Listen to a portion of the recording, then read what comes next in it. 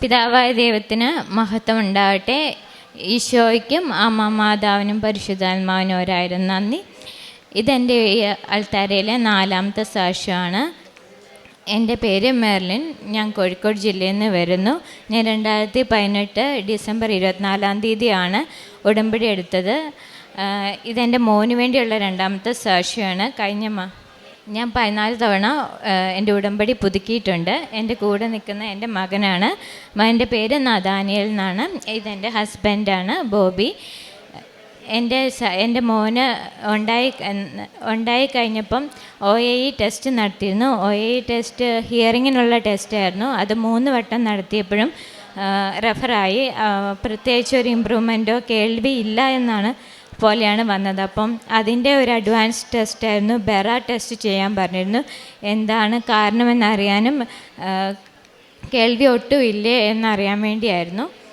Bera test നടത്തുന്നതിന് മുന്നേ ആയിട്ട് ഞാൻ കൃപാസനത്തിൽ വന്ന് ജോസഫ് അച്ഛനെ കണ്ട് സൈത്ത് പൂശി കഴിഞ്ഞ മാസം 13-ാം തീയതി പ്രാർത്ഥിച്ചു. അതിൻ്റെ ഫലമായിട്ട് ബെറ ടെസ്റ്റ് ചെയ്യാൻ പോയപ്പം ഞാൻ ആക്ച്വലി ഭയങ്കര കൂളായിട്ടാണ് പോയത്. കുഴപ്പമൊന്നും ഉണ്ടാവില്ല, എനിക്കൊരങ്ങനെ ചോദിച്ചു. പക്ഷേ ആശുപത്രിയിൽ കണ്ടപ്പം ഒരുപാട് ആളുകളെ കണ്ടപ്പോൾ ഞാൻ കുറച്ചങ്ങ് പതറിപ്പോയി. അപ്പം ഞാൻ അവിടെ മുട്ടുകുത്തി പ്രാർത്ഥിച്ച് കൃപാസനത്തിൽ തന്ന ഉപ്പ് അവിടെയെല്ലാം വിതറിയിട്ട് ഞാനിങ്ങനെ പ്രാർത്ഥിച്ചു, ഇനി ഒരിക്കലും ഒരു ENT ഹോസ്പിറ്റലിലും എനിക്ക് കയറാൻ മാതാവിയുടെ വരുത്തരുതെന്ന്. എന്നിട്ട് ഞാൻ ബെറ ടെസ്റ്റിന് പോയി. ബെറ ടെസ്റ്റ് ചെയ്ത് ഡോക്ടർ എന്നോട് പറഞ്ഞത് കൊച്ചിന് യാതൊരുവിധ പ്രശ്നങ്ങളുമില്ല, കൊച്ച് പരിപൂർണമായിട്ട് നോർമലാണ്, കൊച്ചിന് എല്ലാ കേൾവിക്ക് യാതൊരുവിധ പ്രശ്നങ്ങളും കാണിക്കുന്നില്ല എന്നാണ്. ഞാൻ ആദ്യം കൺസൾട്ട് ചെയ്തപ്പോൾ ഡോക്ടർ എന്നോട് പറഞ്ഞു കുറച്ച് കുറവുണ്ടെങ്കിലും ബെറയിൽ കേൾവി കുറവായിട്ട് കാണിക്കുമെന്നാണ്. OAE ടെസ്റ്റിൽ ഒരു പെർസെൻറ്റേജ് പോലും ഇവനെ കാണിച്ചിട്ടില്ലായിരുന്നു.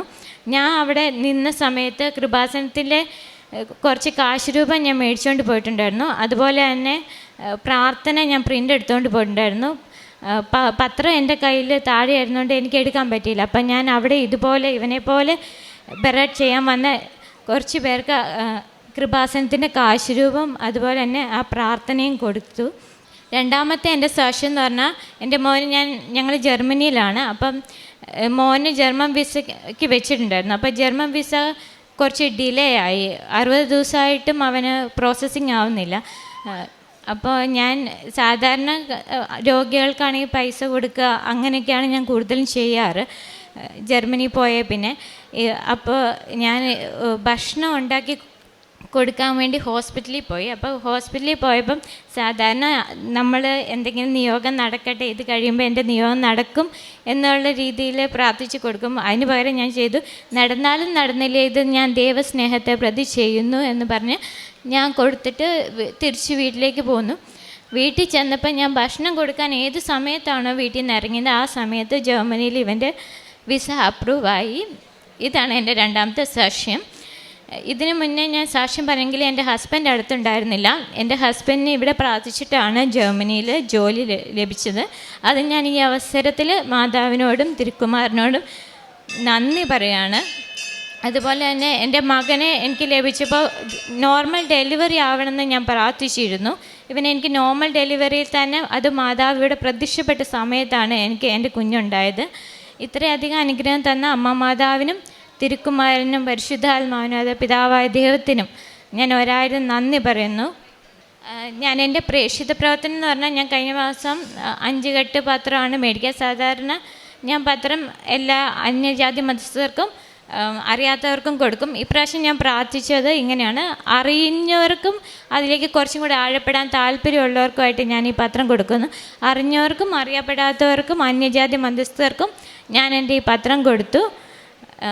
അതുപോലെ ഞാൻ കഴിഞ്ഞ പ്രാവശ്യം വന്ന് പ്രാർത്ഥിച്ചപ്പോൾ ഞാൻ പറഞ്ഞു, മാതാവേ എൻ്റെ മോനെ ഒന്ന് തൊട്ടേക്കണേ എന്ന് പറഞ്ഞു. അപ്പോൾ ഞാനിങ്ങനെ പ്രാർത്ഥിച്ച് മുട്ടുകുത്തി ഇങ്ങനെ മുന്നോട്ട് വന്ന് ഇവിടുന്ന് ഇറങ്ങുന്നതിന് മുന്നേ ഒരു ചേച്ചി എന്നോട് വന്ന് ചോദിച്ചു മോനെ ഒന്ന് തൊട്ടോട്ടെ എന്ന്. അപ്പോൾ നോർമലി ആൾക്കാർ തൊടുന്ന പോലെ ഞാൻ കരുതിയുള്ളൂ. ഞാനങ്ങ് പോയി. അത് കഴിഞ്ഞിട്ട് ഇതുപോലത്തെ മാതാവിൻ്റെ ഉടുപ്പൊന്നും ഞാൻ എവിടെയും കണ്ടിട്ടില്ലല്ലോ എന്ന് വിചാരിക്കുകയും ചെയ്തു. തിരിച്ച് ചെന്ന് എൻ്റെ വീട്ടിൽ ഇരിക്കുന്ന മാതാവിന് അതേപോലത്തെ ഒരു ഉടുപ്പായിരുന്നു, ഉടുപ്പിൻ്റെ കളറിൽ ആ കളറായിരുന്നു. അപ്പോൾ ഞാനത് ഇപ്പോഴും വിശ്വസിക്കുന്നു, പരിശുദ്ധ അമ്മ എൻ്റെ മോനെ തൊട്ടതാണെന്ന് ഞാൻ വിശ്വസിക്കുന്നു. ഇത്രയധികം അനുഗ്രഹങ്ങൾ തന്ന പരിശുദ്ധ അമ്മയ്ക്കും തിരുക്കുമാരനും പിതാവായ ദൈവത്തിനും പരിശുദ്ധാത്മാവിനും 1000 നന്ദി പറയും. പ്രഭാഷകൻ 51:11 അങ്ങയുടെ നാമം ഞാൻ നിരന്തരം പ്രകീർത്തിക്കും, അങ്ങയ്ക്ക് ഞാൻ കൃതജ്ഞതാ സ്തോത്രങ്ങൾ ആലപിക്കും, എൻ്റെ പ്രാർത്ഥന അവിടുന്ന് ശ്രവിച്ചു. മെർലിൻ സണ്ണി എന്ന ഈ മകൾ ജീവിത പങ്കാളിയോടും കുഞ്ഞിനോടുമൊപ്പം അമ്മ മാതാവിനോട് ലഭിച്ച സവിശേഷമായ 2 അനുഗ്രഹങ്ങളെ നന്ദിയോടെ സാക്ഷ്യപ്പെടുത്തുന്നു. ആദ്യത്തേത് കുഞ്ഞിൻ്റെ കേൾവി സംബന്ധമായ പ്രശ്നമാണ്. അത് കുഞ്ഞുങ്ങൾ പിറന്നു വീഴുമ്പോൾ ചെയ്യുന്ന ഒരു ടെസ്റ്റാണ് മകൾ ആദ്യം OAE ടെസ്റ്റ് എന്ന് സൂചിപ്പിച്ചത്. അതിൽ ആ തരംഗങ്ങളിലൂടെ എത്രത്തോളം കേൾവിയുണ്ട്, കുഞ്ഞുങ്ങളുടെ കേൾവി നോർമലാണോ എന്നൊക്കെ പരിശോധിക്കുന്നതാണ്. അതിൽ ഒരു 0% പോലും കേൾവിയില്ലെന്ന് ഡോക്ടർമാർ പറയുമ്പോഴാണ് മകള് അമ്മ മാതാവിൻ്റെ അരികിൽ കുഞ്ഞുമായിട്ടെത്തി ജോസഫച്ചൻ്റെ കൈവെപ്പ് ശുശ്രൂഷയ്ക്ക് വേണ്ടി നിൽക്കുന്നത്.